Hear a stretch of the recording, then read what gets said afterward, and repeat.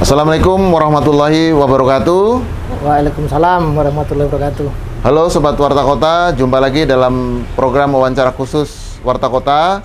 Kali ini saya akan mewawancarai Ketua Bidang Kaderisasi Keanggotaan, Ketua Bidang Kaderisasi dan Keanggotaan Himpunan Kerukunan Tani Indonesia atau HKTI, Bapak Handoko, atau kita panggil Mas Handoko saja. Nah, Assalamualaikum Mas Handoko. Waalaikumsalam Mas Rabto. Terima kasih nih Mas Handoko sudah berkenan menerima kami untuk ngobrol-ngobrol seputar ya HKTI, ya terutama seputar petani Indonesia nih. Sekarang ini mungkin bisa diceritakan dulu HKTI itu kira-kira berdiri kapan dan kira-kira tupoksinya apa sih? Ya, terus bagaimana kaitannya untuk kesejahteraan petani, Mas? Monggo, Mas. Iya.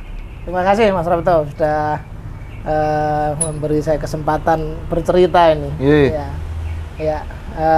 HKTI ini namanya Himpunan Kerukunan Tani Indonesia. Sebetulnya memang lahir itu di tahun 70-an ya. Jadi dulu banyak organisasi tani. Ya. Misalnya NU punya organisasi tani, organisasi lain punya organisasi tani, kemudian itu dikumpulin menjadi namanya Himpunan Kerukunan Tani Indonesia. Yang memang didesain sebagai wadah bagi perjuangan petani untuk meningkatkan kesejahteraan, kemakmurannya dan memajukan dunia pertanian. Maka hari ini ada dua terminologi penting bagi HKTI, yaitu adalah memajukan pertanian dan memakmurkan petani. Dua hal itu. Jadi percuma juga kan pertaniannya maju kalau petaninya nggak makmur, ya kan? Produksinya banyak, melimpah, petaninya nggak makmur, ya nggak menarik juga, gitu Mas. Apakah tujuan itu sudah tercapai, Mas? Ya tentu kalau ngomong tercapai ya belum, tetapi bahwa kita melihat ada perkembangan menggembirakan di dunia pertanian, itu kita juga tidak bisa pungkiri. Misalnya hari-hari ini kita sudah tidak lagi isu misalkan swasembada beras, karena produksi beras kita sudah mencukupi, bahkan kita sudah bisa mengekspor beras, misalnya begitu. Terus kemudian kehidupan petani juga makin membaik, ya kan? Ada nilai tukar petani yang bisa kita jadikan acuan. Tetapi apakah cukup di situ? Tentu tidak, karena begini, persoalan petani ini masih sangat banyak, Mas. Sangat banyak. Dari kalau kita ngomong kesejahteraan misalnya, kemakmuran petani, ya. Mereka menghadapi banyak sekali tantangan. Mulai urusan akses permodalan.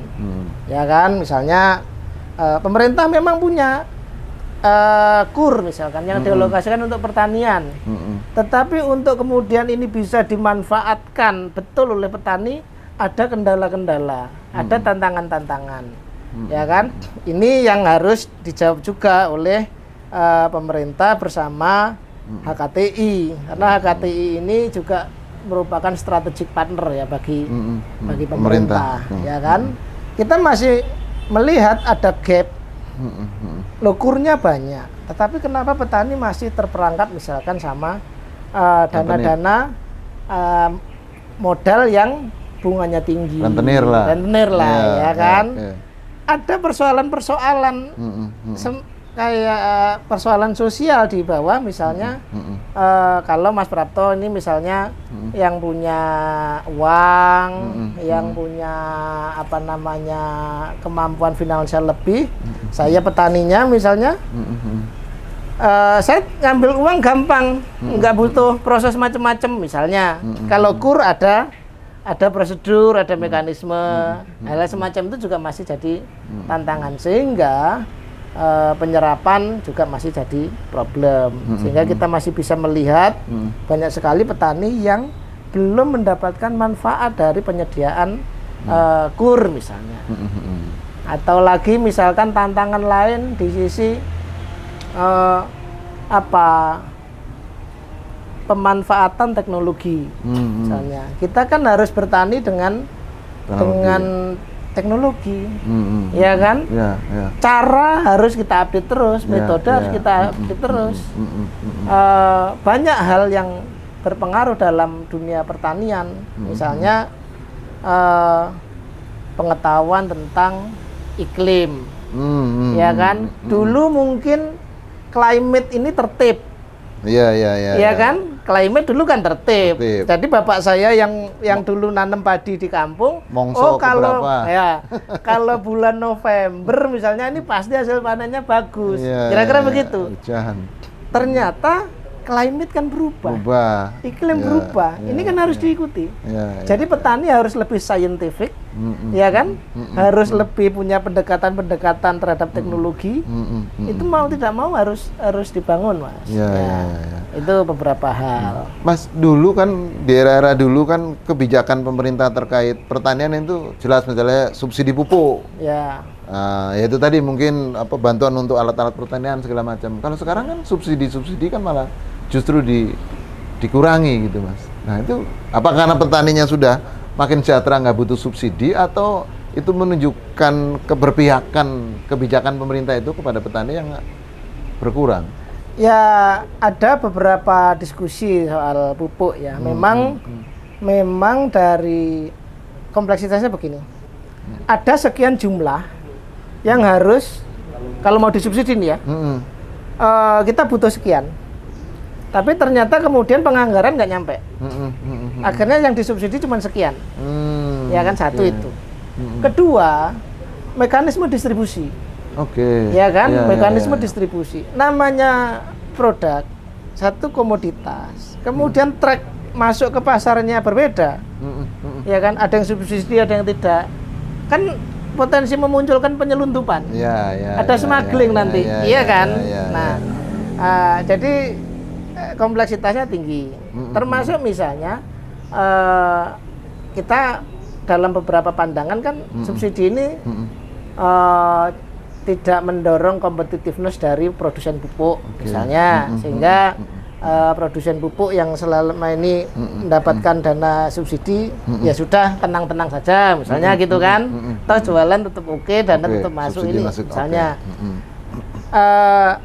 HKTI berupaya melakukan langkah-langkah, termasuk pernah kita mengusulkan misalnya, mungkinkah kita mencoba metode lain, misalnya, petani tidak usah disubsidi pupuk, tetapi dikasih insentif atas produksi yang dihasilkan, jelas, sehingga sasaran ya, production cost ini, ongkos produksinya silakan market bersaing, ya kan? Nanti mungkin pemain pupuk dengan begitu akan tercipta situasi pasar yang kompetitif, berlomba-lomba menyediakan servis yang baik dan produk yang baik ke petani, sehingga mendorong produksi petani bagus. Pemerintah di sini siapa yang produksinya bagus, saya kasih insentif. Itu juga jadi kajian dan pernah juga kita usulkan ke pemerintah. Tapi sejauh ini belum dieksekusi ya, Mas? Belum sampai segitu. Jadi ini kita terus berupaya untuk memutus ini kan semacam kesulitan yang berulang tiap tahun. Ya kan? Belum lagi nanti begini di lapangan itu, Mas. Ada waktunya nanam ini, pupuknya belum ada. Begitu pupuk subsidinya datang, udah lewat masa tanam. Nah, ini kan problem lapangan. Nah, tapi kan sebenarnya itu sesuatu yang bisa dihitung kan sebenarnya. Betul. Karena kan masa tanam, kemudian petani kita kan sebenarnya udah bisa dihitung lah. Itu mudah mestinya kalau mau ya menghitung itu. Ya, tapi kita juga itu tadi, Mas, maksud saya salah satu isu di Republik ini adalah data. Ya. Jadi misalkan saya nggak mau menjustifikasi bagaimana, tapi saya mungkin beberapa kali mempertanyakan apakah betul data itu persis. Karena saya ketemu dengan anak-anak muda yang melakukan pemberdayaan pertanian itu dimulai dari merapikan data. Oke. Ya, misalnya Mas Prapto, saya tanya, Mas Prapto punya sawah berapa hektar? 10 hektar. Ketika saya, dan itu akhirnya dilaporkan sebagai, oh lahan panen saya 10 hektar. Ya kan, kali 2 kali panen 20 hektar. 20 hektar. Ketika saya diukur betul dengan teknologi yang sekarang makin canggih, ya kan, di mapping betul. Lahan pertanian. Oh ternyata 8,7 hektar cuman, karena yang 1,3 hektar nggak bisa ditanemin misalnya, atau secara batas ada dispute misalnya, macam-macam seperti itu. Gitu. Mas tadi kan HKTI selain bicara soal petaninya juga soal pertaniannya ya. Indonesia kan negara agraris, tanahnya luas, subur ibaratnya, terutama Jawa karena banyak gunung-gunung berapi. Tapi seringkali isu-isu produk pertanian kita ini misalnya seperti kedelai, seperti di apalagi ya, kita kekurangan jagung atau apa gitu. Itu masalahnya apa Mas kira-kira Mas? Ada berbagai hal ya. Misalnya lah, saya mulai dulu lah dari tanah yang luas gitu ya.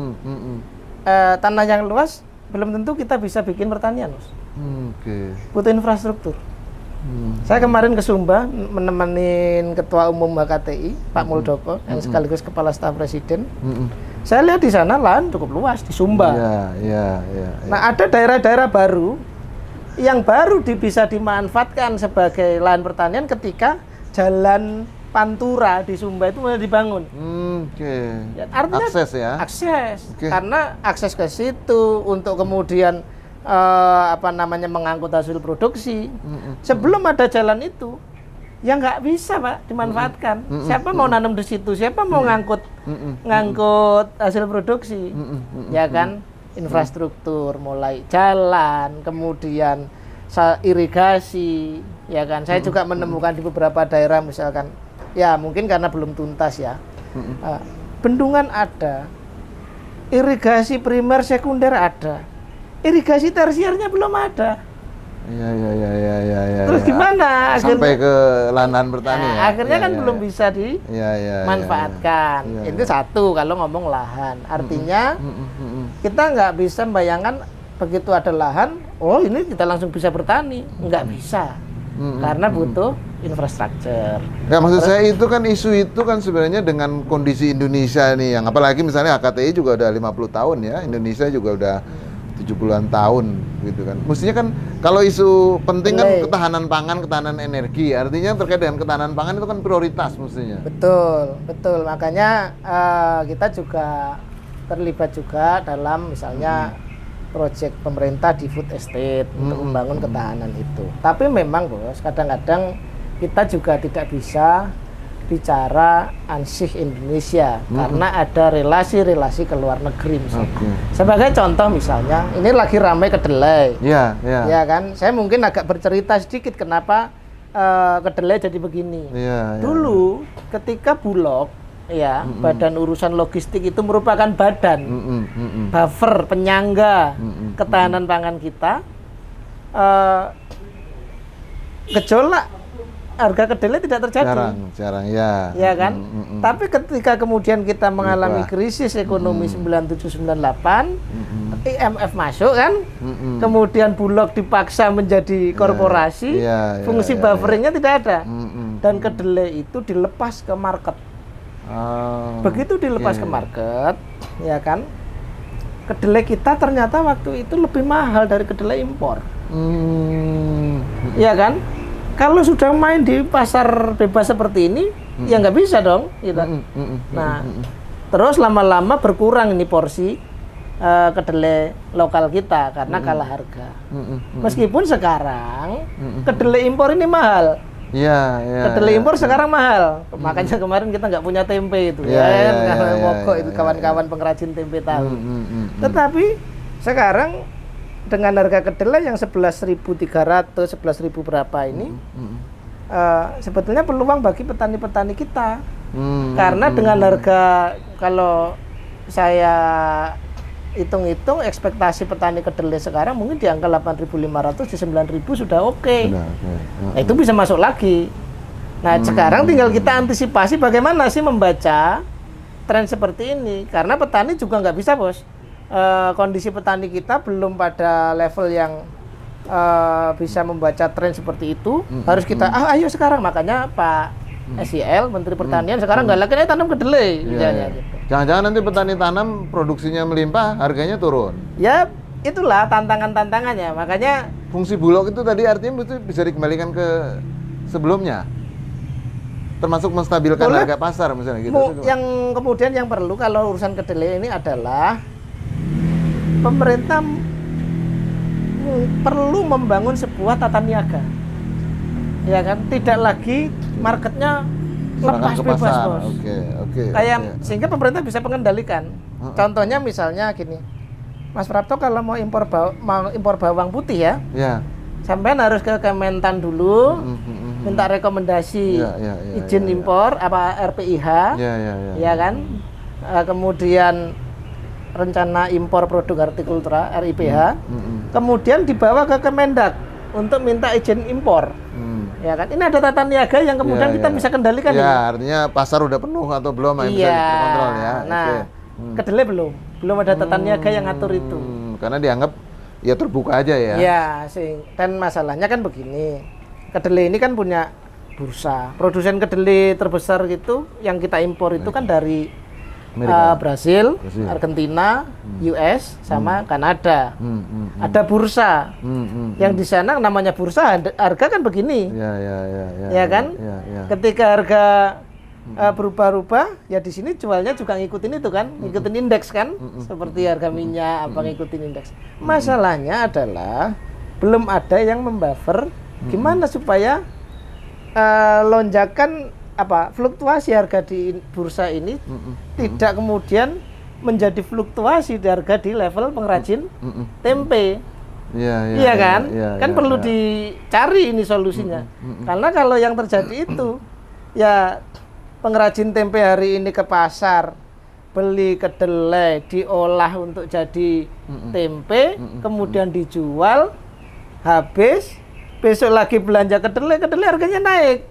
Iya kan? Akhirnya untung jualan tempenya nggak ada. Hal seperti ini perlu dibangun. Maka kita juga mendorong, misalnya pemerintah, ya ayo kita bangun tata niaganya, supaya kan gini loh. Saya kadang-kadang ya agak geli juga, Mas. Kita ini ributnya habis ribut minyak goreng, ribut kedelai, besoknya ribut daging, ya kan? Ini kan perlulah negara hadir melakukan langkah-langkah. Saya yakin itu bisa diatasi. Nah, artinya dalam konteks kedelai kan salah satu problem utamanya soal tata niaga belum. Artinya negara atau pemerintah bisa hadir di situ. Nah, bagaimana isu soal minyak, misalnya Indonesia penghasil CPO nomor 2, kan? Kemudian isu daging yang harganya, ini belum mendekati Ramadan ini udah naik, seperti itu. Gimana tuh, Bang?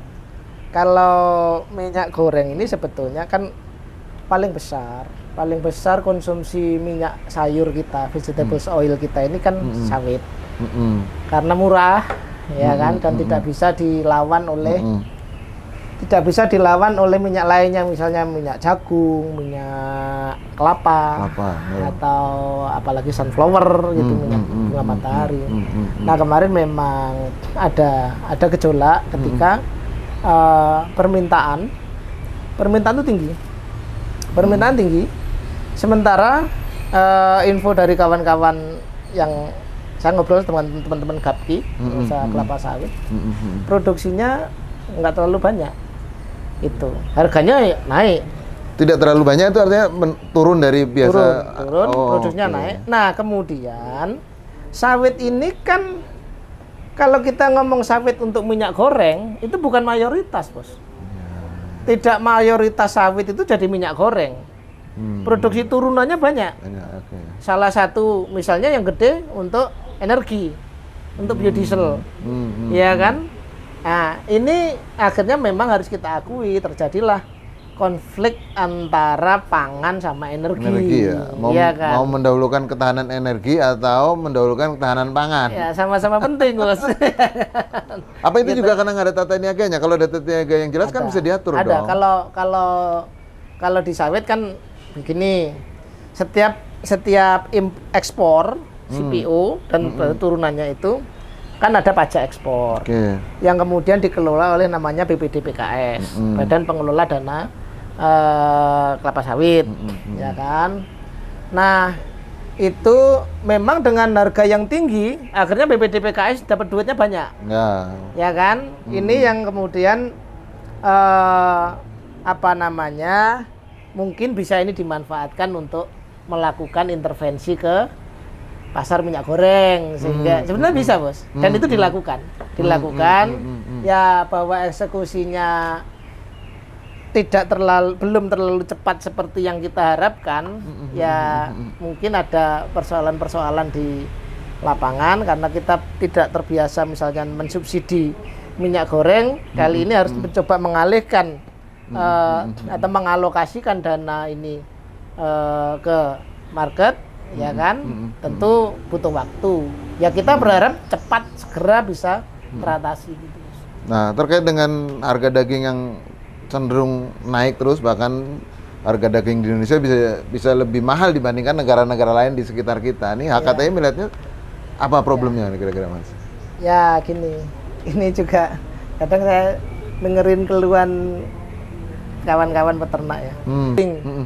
Dari sana, bukan harga daging dalam keadaan sapi hidup, ya itu segitu sekarang. Ada kenaikan cukup signifikan. Makanya kemarin itu Ketua Umum HKTI Pak Muldoko sekaligus Kepala Staf Presiden juga menyuarakan untuk kita coba sih sourcingnya kita perluas, jangan tergantung di Australia. satu source, satu sumber. Ini juga hal-hal yang kita pikirkan supaya tidak melulu nanti kalau ada gejolak di Australia, harga daging meningkat kita langsung kelabakan. Mungkin maka perlu juga kita sourcing dari tempat lain. Isu sumber impornya itu tidak jadi satu negara kan sebenarnya sudah sering terjadi karena isu kenaikan daging yang tiba-tiba melonjak segala macam kan sering terjadi, Mas. Betul. Alternatif itu dicoba, cuman memang ya sampai sekarang kan bisa gini ya, kita ini mencoba ketika saya mengharapkan sebetulnya HKTI mengharapkan sebuah solusi yang persisten gitu, terus continuous gitu, istiqomah gitu ya, sehingga kita tidak lagi kelabakan ketika terjadi gejolak. Ini kan selalu dulu zamannya misalnya berapa tahun yang lalu sampai ada ide membeli peternakan di sana, zamannya Pak Dahlan Iskan Menteri BUMN mencoba melakukan sesuatu. Nah, cuman ya harapan kami gitu kan, ada solusi yang komprehensif dan kita lakukan secara konsisten dan istiqomah tadi maksud saya, supaya benar-benar ketika misalnya gini, kita bisa beternak sapi meskipun ya harus kita akui, Pak, kita mau menyaingi negara-negara dengan padang rumput yang luas seperti Australia, begitu itu kan juga susah. Tapi kita kan harus berupaya untuk mengurangi ketergantungan ini. Ada beberapa daerah yang punya potensi. Nah, problemnya di logistik, ya kan? Ya kita berharap solusi logistik misalnya dari pemerintah dengan tol laut, dengan ada kapal yang dedicated ke angkutan ternak segala macam, ini bisa continuous. Ya, karena kadang-kadang juga ketika program itu dijalankan, yang punya kapal kalau ini ternaknya juga nggak segera banyak, rugi terus dong, kan? Seperti ini yang kita butuh solusi.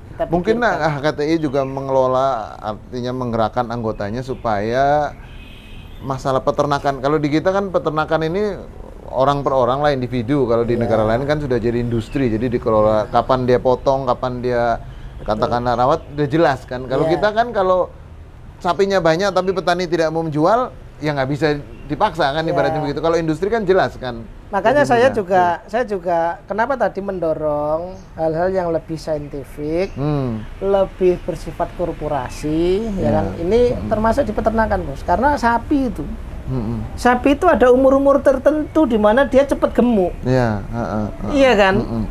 Tidak asal kayak kita lah. Kalau udah gede nih, misalnya dikasih makan ya nggak tetap tinggi, nggak akan nambah tinggi, gitu misalnya gitu ya. Sapi begitu juga. Pendekatan saintifik inilah yang coba terus kita galang. Misalnya kita menggandeng universitas, beberapa akademisi. HKTI bisa hadir di situ nggak kira-kira tuh? Ya sebagai HKTI ini kan lebih kita definisikan sebagai apa ya, bridging institution gitu yang menjadi jembatan. Hari ini kami menandatangani MOU dengan UPN Jogja misalnya. Itu salah satu upaya kita terus membangun ekosistem yang baik gitu. Misalnya. Kalau menurut hitungan katakan HKTI ke depan itu masalah-masalah pertanian nggak berulang lagi, kira-kira sampai kapan nih? Tahun berapa kira-kira isu yang menurut saya kan agak elementer, soal kedelai, soal daging, soal apa yang jelas ada atau bisa kita lakukan di dalam negeri gitu. Ya tentu kami tidak bisa. Atau menteri pertaniannya dari HKTI atau apa misalnya gitu. Menteri Pertanian penasihat di HKTI juga, Bos. Oh gitu, udah. Artinya udah nggak ada masalah dong. Nggak, artinya begini, itu kan ini stakeholdernya banyak. Oke. Pertanian itu melibatkan banyak sekali elemen, mulai urusan tanahnya, alat pertaniannya, ya kan, sarana produksi, benih, ya kan, pupuk, pakan, terus kemudian sampai komersilnya, kan begitu, Bos? Iya. Nah, inilah ekosistem ini yang memang harus dibangun secara menyeluruh supaya petani kita betul-betul berdaya. Kalau saya jujur saja ngiri sama misalkan Jepang gitu kan. Petani di Jepang itu cuma 3% Bos populasinya. Nah, tapi bisa meruntuhkan pemerintahan juga kalau mereka bergerak, kasarannya begitu kan. Artinya butuh sebuah kesadaran bersama untuk sama-sama, karena isu dunia itu ya kalau ya dua top isunya ya pangan sama energi. Bos. Artinya pangan ya kaitannya dengan pertanian dong. Iya. Indonesia negara agraris sebenarnya dari situ udah mensupport ya. Ya. Hanya mungkin pengelolaannya, mungkin manajemennya atau apa tuh. Ya itu tadi, makanya gini, Bos. Makanya kalau ngomong petani ini kan harus kita akui, harus kita dampingin, Bos. Misalnya begini. Atau selama ini salah urus, Mas? Mungkin ya, tapi saya tidak mau ngomong apakah salah urus atau tidak. Yang jelas begini, ada situasi, misalnya merubah bertani itu tidak sekedar bercocok tanam hasilnya bagus, tetapi bagaimana bertani itu menghasilkan banyak uang.